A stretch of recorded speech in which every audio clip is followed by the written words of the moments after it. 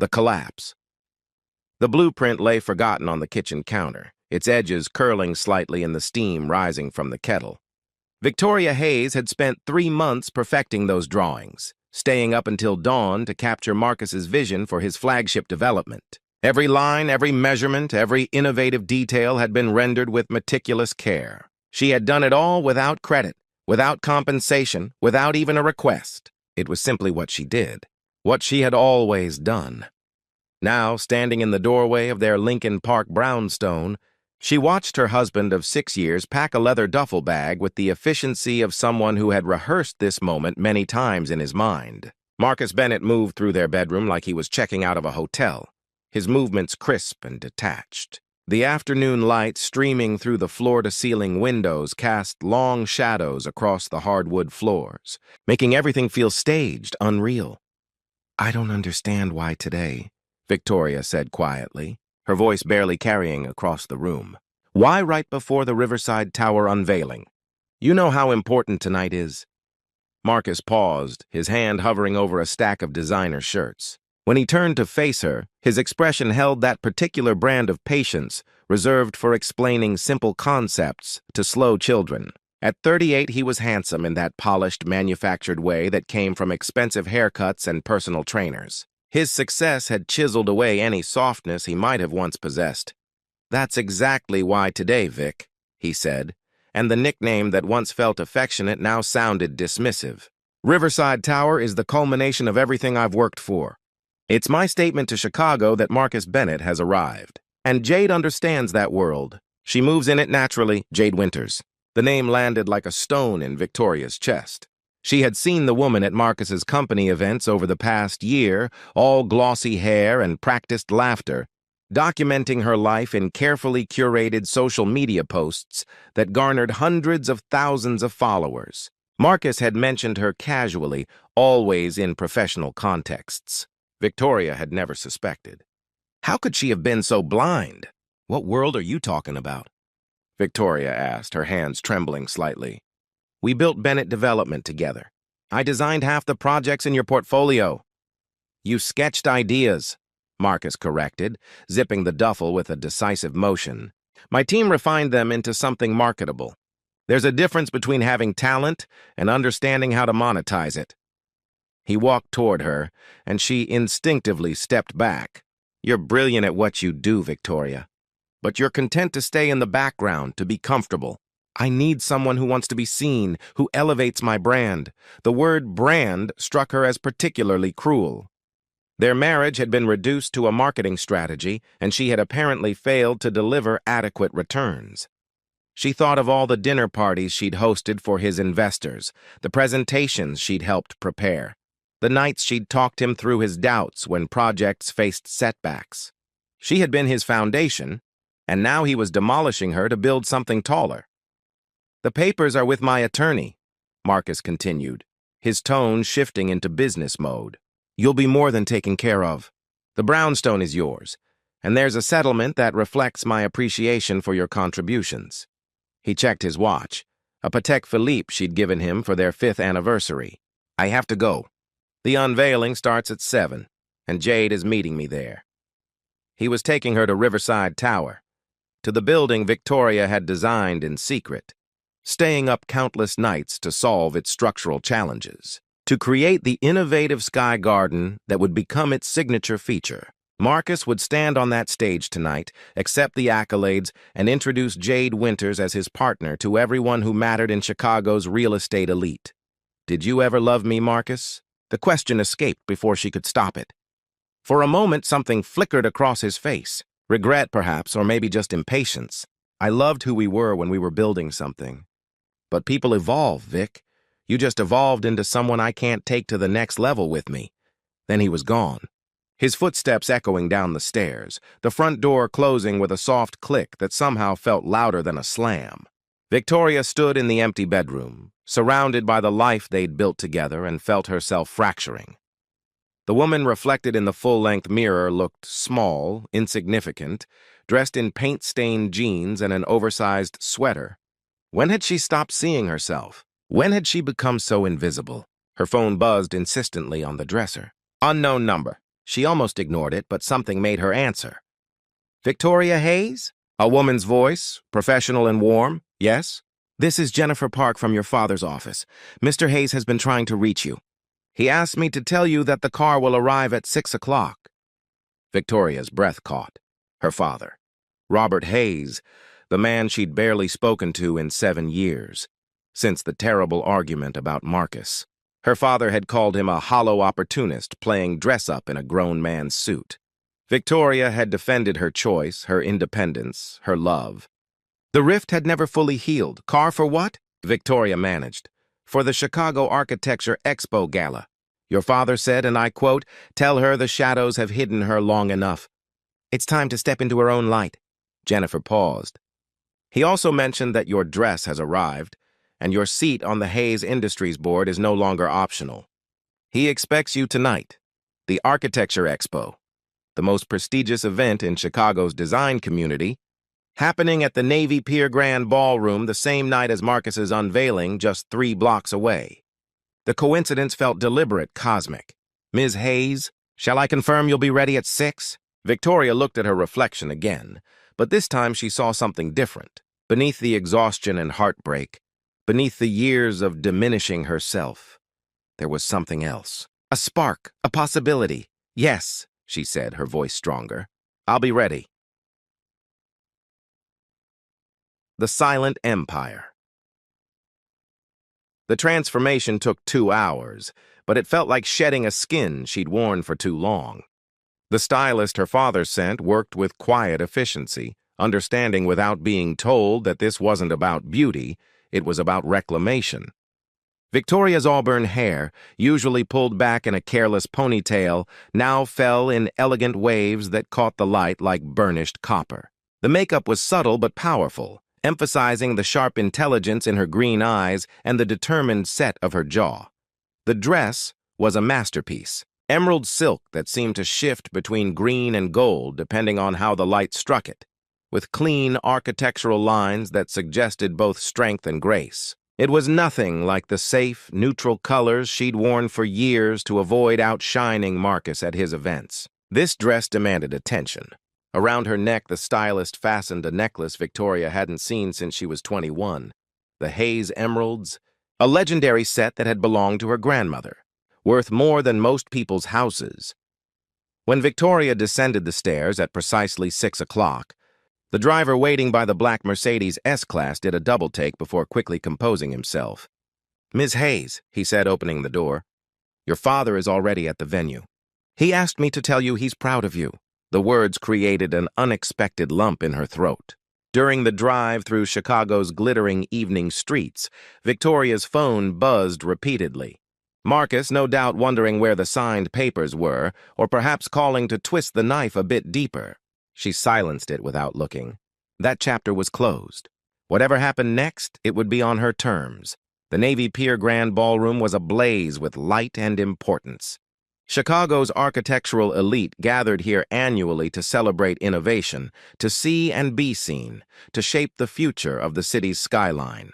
Victoria had attended once years ago when she'd won the Emerging Designer Award fresh out of graduate school. She'd been 24, brilliant, and hungry to change the world. Then she'd met Marcus, and somehow her hunger had been redirected into feeding his. As Victoria stepped from the car, she felt the weight of eyes turning toward her. The red carpet leading into the venue was lined with photographers and journalists. She'd forgotten this part. The Hayes name carried the kind of gravity that bent light around it.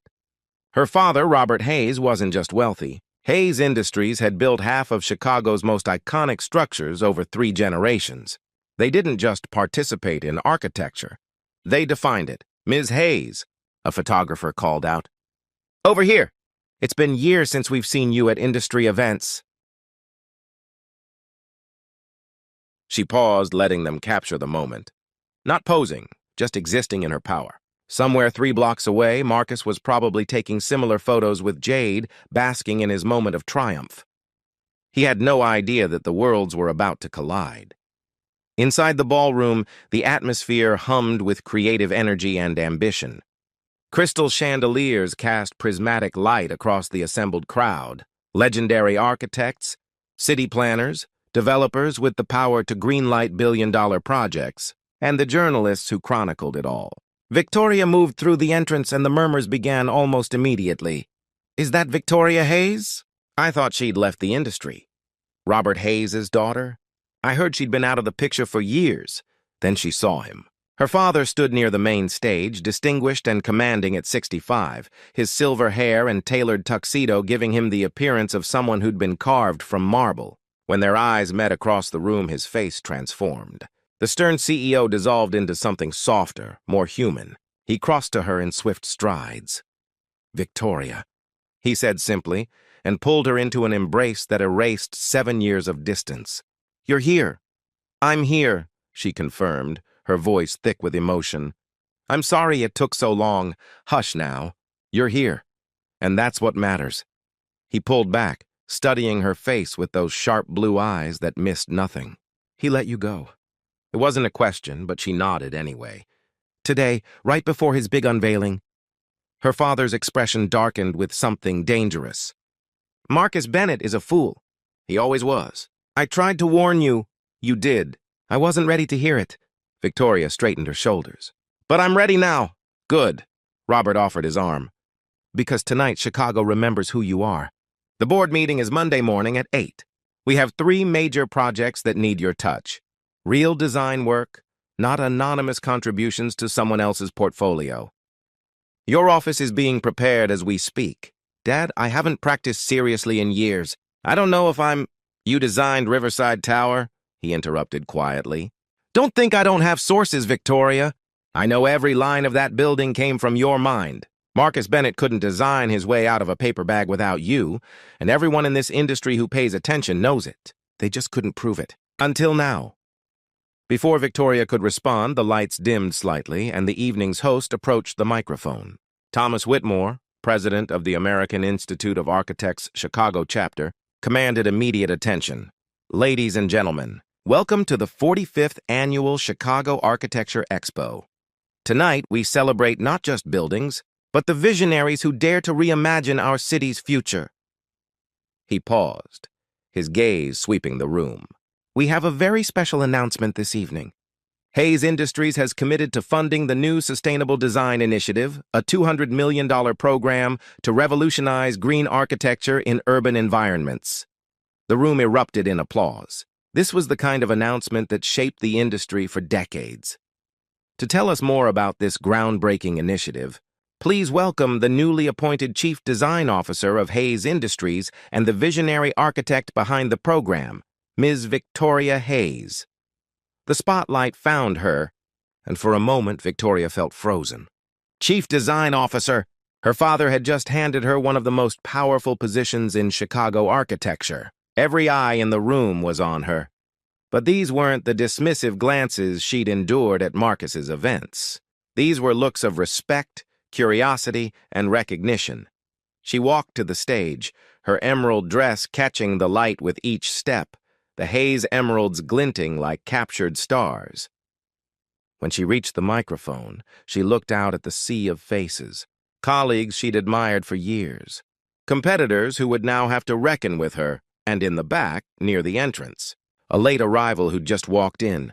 Marcus Bennett stood frozen in the doorway, Jade Winters on his arm in a red dress that suddenly seemed garish under the ballroom's elegant lighting. His face had gone completely white, his mouth slightly open in shock. He was staring at her like she was a ghost, or perhaps a stranger. In his eyes, she could see the calculations spinning, the recognition of the name Hayes, the impossible connection forming, the absolute horror of understanding. Victoria smiled, but it didn't reach her eyes. She turned her attention back to the microphone, to the room full of people who actually valued her talent. "Thank you, Thomas. It's good to be home," she began, her voice steady and clear. "For too long, I've watched from the shadows as others took credit for visions they didn't conceive and designs they didn't create. That ends tonight. The Sustainable Design Initiative represents not just a commitment to environmental responsibility, but a commitment to authenticity, to elevating true innovation over borrowed brilliance." She let her gaze drift casually toward Marcus, just for a heartbeat, before continuing. Chicago deserves buildings designed by people who understand that architecture isn't about ego or image. It's about creating spaces that serve communities, that stand the test of time, that represent the very best of human creativity. And I'm honored to lead that charge. The applause was thunderous. As Victoria returned to her father's side, she could see Marcus trying to navigate through the crowd toward her, his expression desperate, Jade trailing behind him with dawning comprehension on her face.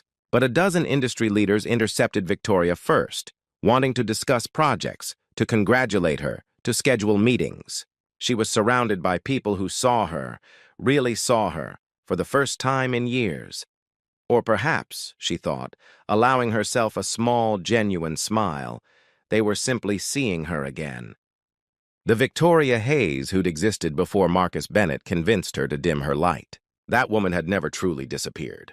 She'd just been waiting for the right moment to step back into the sun, and that sun was burning bright enough to cast shadows on everyone who'd underestimated her.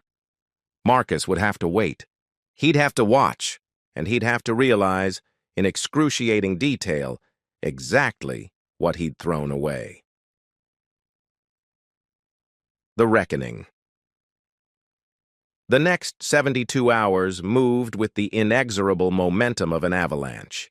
Victoria threw herself into her new role at Hayes Industries with the focused intensity of someone making up for lost time. Her father's corner office, now hers, overlooked the Chicago River, a vista of steel and glass and possibility. The walls were soon covered with sketches, material samples, and project timelines. She worked 16-hour days, fueled by equal parts ambition and vindication. Meanwhile, Marcus Bennett's world began its spectacular collapse. It started subtly. On Saturday morning, the Chicago Tribune's architecture critic published a scathing review of Riverside Tower. While the facade shows promise, the review read, one can't help but wonder about the true creative force behind Bennett Development's recent successes. The innovative Sky Garden design bears striking similarities to unpublished concepts from noted architect Victoria Hayes, who coincidentally was married to Mr. Bennett until this week. This raises uncomfortable questions about attribution and intellectual honesty in an industry built on individual vision. The article included side-by-side comparisons of Victoria's early portfolio work and Marcus's recent projects. The similarities were damning. Within hours, the architecture community was ablaze with speculation. Social media erupted with threads analyzing every Bennett development project from the past 6 years, identifying Victoria's distinctive design signatures in each one. Marcus called her office 47 times that weekend. She didn't answer. His voicemails progressed from apologetic to angry to desperate, a psychological unraveling captured in 30-second increments.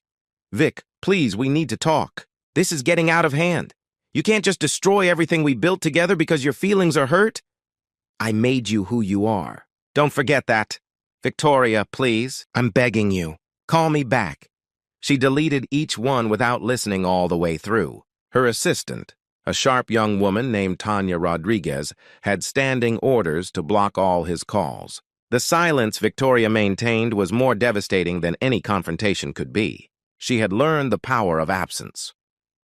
On Monday morning, Victoria chaired her first Hayes Industries board meeting. 12 of Chicago's most influential business leaders sat around the mahogany conference table, and she commanded the room with natural authority. She presented the Sustainable Design Initiative with passion and precision, fielding questions about environmental impact, cost projections, and implementation timelines with the expertise she'd been suppressing for years. Robert Hayes watched his daughter with undisguised pride. But he said nothing, letting her establish her own credibility. She didn't need his protection. She never had. She'd only needed permission to stop protecting someone else. After the meeting, as the board members filed out, Gerald Foster approached her.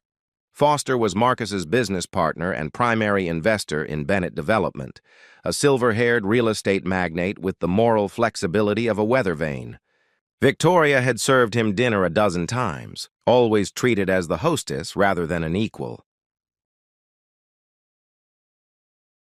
Ms. Hayes, he said, extending his hand. She shook it coolly. I wanted to personally apologize for any awkwardness. I had no idea about your contributions to our projects. Marcus led me to believe the design work was entirely his vision. I'm sure he did, Victoria replied evenly. Foster shifted uncomfortably. I'm dissolving my partnership with Bennett Development. The lack of transparency is unacceptable, and frankly, the PR situation is untenable. I wanted you to know that before it becomes public tomorrow. He paused. Hayes Industries wouldn't happen to be looking for investment partners on any upcoming projects, would you? The rats were already abandoning Marcus's ship, and they wanted to board hers. Victoria felt a cold satisfaction, but kept her expression neutral. Have your people call Tanya. We're always open to conversations with serious partners. After Foster left, her father joined her by the window. You handled that well. Better than I would have. I'd have thrown him out for his opportunism. He's useful, Victoria said simply, and Marcus taught me one valuable lesson. Never let emotion interfere with strategy. You're not going to ruin him, are you? Robert asked, though his tone suggested he wasn't opposed to the idea. Victoria considered the question. Below, Chicago stretched out in all directions, a city of ambition and reinvention. I don't need to ruin him, Dad. He's doing that himself. I just need to make sure everyone knows the truth. The rest will take care of itself. But the truth was more complicated than that clinical assessment suggested. Late that night, alone in her brownstone, the home she'd shared with Marcus, Victoria found herself staring at the blueprints still on the kitchen counter. Her hands shook as she picked them up. All those hours, all that brilliant work, given freely because she'd believed in partnership, in love, in building something together. The anger came then, hot and consuming. She wanted him to suffer. She wanted him to feel the precise shape of the devastation he'd carved into her life. But beneath the anger was something more painful. Grief. Not for Marcus himself, but for the years she'd lost, for the woman she'd allowed herself to become, for the dreams she'd deferred. Her phone buzzed. A text from an unknown number.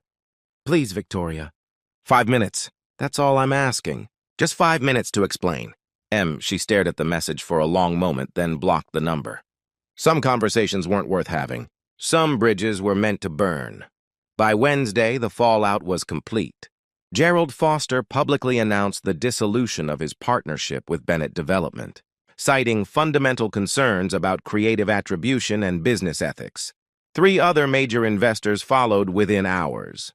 The Chicago Architecture Review Board opened an investigation into the firm's project submissions, specifically examining whether proper design credits had been given.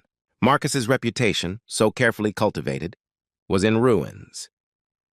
Jade Winters, demonstrating the survival instincts that had built her influencer career, posted a carefully worded statement on social media.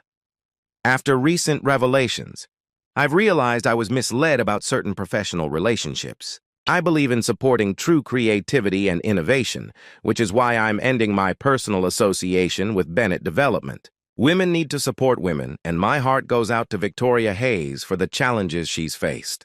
The post garnered 3 million likes. Jade had turned betrayal into brand management, positioning herself as a feminist ally rather than a homewrecker. Victoria had to admire the audacity, even if it made her stomach turn. On Thursday evening, Victoria attended a private dinner at the Peninsula Chicago, hosted by the mayor's office to discuss the Sustainable Design Initiative. She arrived in a sleek black dress, the Hayes emeralds replaced by a simple platinum necklace that had belonged to her mother. She was learning to carry her power with quiet confidence rather than obvious display. As she walked through the hotel lobby, she saw him. Marcus sat alone at the bar, nursing what appeared to be whiskey. He looked haggard, his expensive suit somehow hanging wrong on his frame, his usual polish dimmed. When he saw her, something desperate and broken flashed across his face. He stood, nearly knocking over his drink. Victoria, please. Don't walk away. She paused, considering. Her security detail, a subtle presence her father had insisted on, tensed nearby. She held up a hand, signaling them to wait. You have 2 minutes, she said, her voice carrying no warmth, no invitation. Marcus moved toward her but stopped when he saw her posture, closed, defended, entirely unreachable. I didn't know who you were. I didn't know about Hayes Industries, about your family, about any of it. You have to believe me. I do believe you, Victoria said, and watched confusion cross his face. That's what makes this so much worse, Marcus. You had no idea who I was because you never bothered to ask. 7 years, and you never once wondered about my life before you, my dreams, my capabilities. I was just a convenient support system for your ambition. That's not fair. I loved you. You loved what I did for you. There's a difference. She adjusted her clutch, ready to leave. You wanted someone who could elevate your brand, who could shine in the spotlight. Congratulations, Marcus. You're about to learn what that spotlight feels like when it's focused on your failures instead of your fabricated successes. The designs were collaborative, he said, his voice rising with desperation. We worked on them together. You can't take all the credit. Victoria's laugh was sharp, bitter. I'm not taking anything, Marcus. I'm simply no longer giving it away for free. Every blueprint, every innovation, every solution to the impossible problems. That was me. You were the salesman. A good one, I'll admit. You sold everyone, including me, on the fiction that you were the genius. I'll tell everyone the truth. I'll give you credit publicly. I'll fix this, he pleaded. It's too late for that. The truth is already out there, and nothing you say now will change it. You made your choice when you decided I wasn't valuable enough to keep. She took a step back. Here's what's going to happen, Marcus. You're going to sign the divorce papers without contest. You're going to accept whatever settlement my lawyers offer, which will be far less generous than what you proposed. And you're going to rebuild your career, if you can, on your own actual merits. Maybe it'll teach you the value of authenticity. Victoria, please. I have nothing without the firm, without my reputation. Then I guess you'll understand how I felt standing in our bedroom while you packed your bags, she said coldly. The difference is, I actually had something underneath the loss.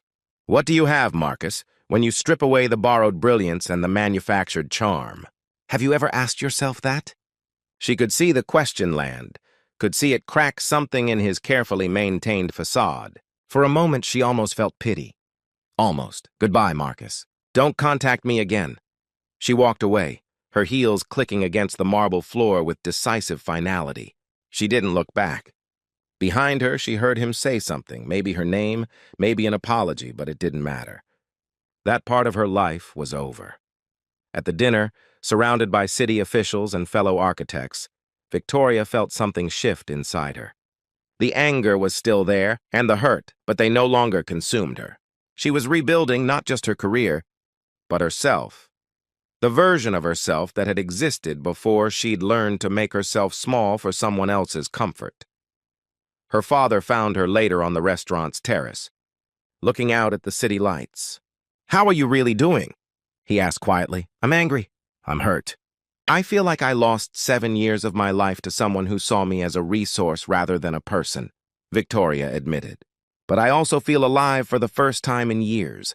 I forgot what it was like to be seen, Dad, really seen, not as someone's wife or support system, but as myself. Robert put his arm around her shoulders. You were always there, sweetheart. You just let someone convince you to hide in the shadows. Welcome back to the light. It suits you. 3 months later, Victoria stood in the construction site of her first major solo project, a revolutionary mixed-use development that would integrate affordable housing with sustainable design. The spring wind whipped her hair as she reviewed the steel framework rising against the sky. This building bore her name alone. Every line, every innovation, every bold choice was hers. Her phone buzzed with a news alert. Bennett Development files for bankruptcy. Founder Marcus Bennett could not be reached for comment. She read it without emotion, then deleted the notification. His fall from grace was complete, but she took no joy in it. Revenge, she'd discovered, was less satisfying than resurrection. She didn't need Marcus Bennett to suffer. She just needed him to disappear from the narrative of her life, to become a footnote in the story of her own becoming. Miss Hayes? Tanya approached with a tablet. The governor's office just called. They want you to lead the design team for the new State Environmental Center. It's a $200 million project. Victoria smiled, genuine and bright. Tell them I'm interested. Schedule a meeting for next week. As Tanya walked away to make the call, Victoria looked up at her rising building, at the physical manifestation of her reclaimed vision. Marcus had wanted someone who could shine, who could command rooms, who could build empires. He'd had that person all along. He'd just been too blind to see her, too threatened to let her rise, too small to stand beside someone with her magnitude of talent. His loss, her liberation. The city stretched out before her, full of buildings waiting to be imagined, of spaces waiting to be transformed, of a future waiting to be designed. Victoria Hayes was home, and she was just getting started. The end.